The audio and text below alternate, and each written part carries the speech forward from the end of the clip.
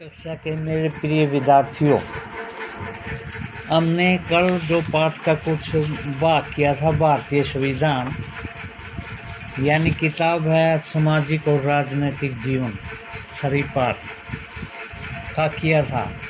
आज हम उसी पर और गहराई से करेंगे। ध्यान से सुनना और कॉपी लेकर बैठा करो, साथ साथ में लिखते रह करो। ये लोकतंत्र हम अपने नेता खुद चुनते हैं और हमारी ओर से वे सत्ता के जिम्मेदारी के साथ साथ इस्तेमाल कर सकें। फिर भी इस बात की संभावना हमेशा रहती है कि ये नेता सत्ता का दुरुपयोग कर सकते हैं। इस तरह की विकृतियों के बचाव का उपाय संविधान में मिलता है।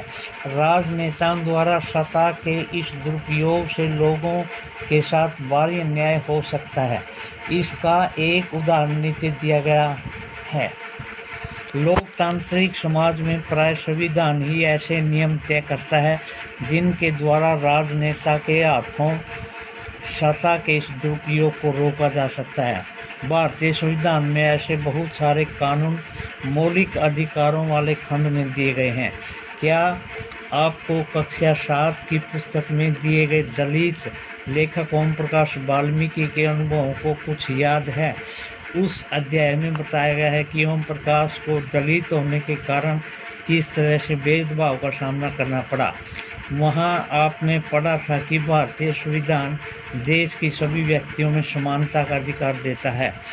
हमारा संविधान कहता है कि धर्म, नस्ल, जाति, लिंग और जन्म स्थान के आधार पर देश के किसी भी नागरिक के साथ भेदभाव नहीं किया जा सकता।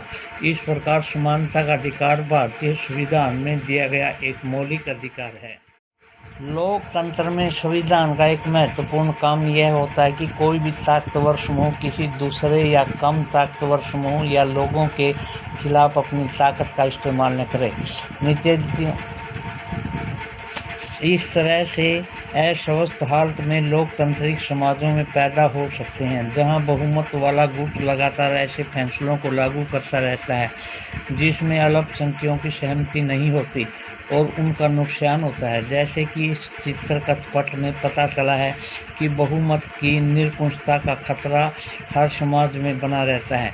संविधान में दिए गए नियमों के इस बात का ख्याल रखा जाता है कि अल्पसंख्यकों को किसी ऐसी चीज़ से वंचित न किया जाए जो बहुसंख्यकों के लिए सामान्य रूप से उपलब्ध हैं।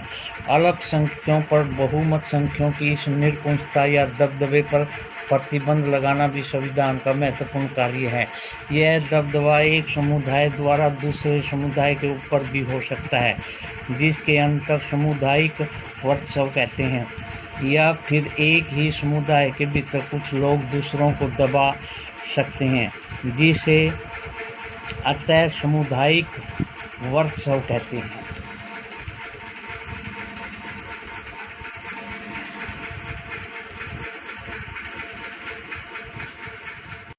लोग क्यों होना चाहिए?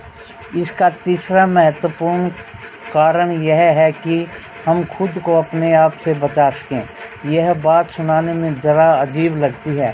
असल में इसका मतलब यह है कि कई बार हम किसी मुद्दे पर बहुत तीखे ढंग से सोचने लगते हैं। ऐसे विचार हमारे व्यापक हितों के लिए नुकसानदेह हो सकते हैं। संविधान हमें ऐसी भावनाओं को बचाने में मदद करता है।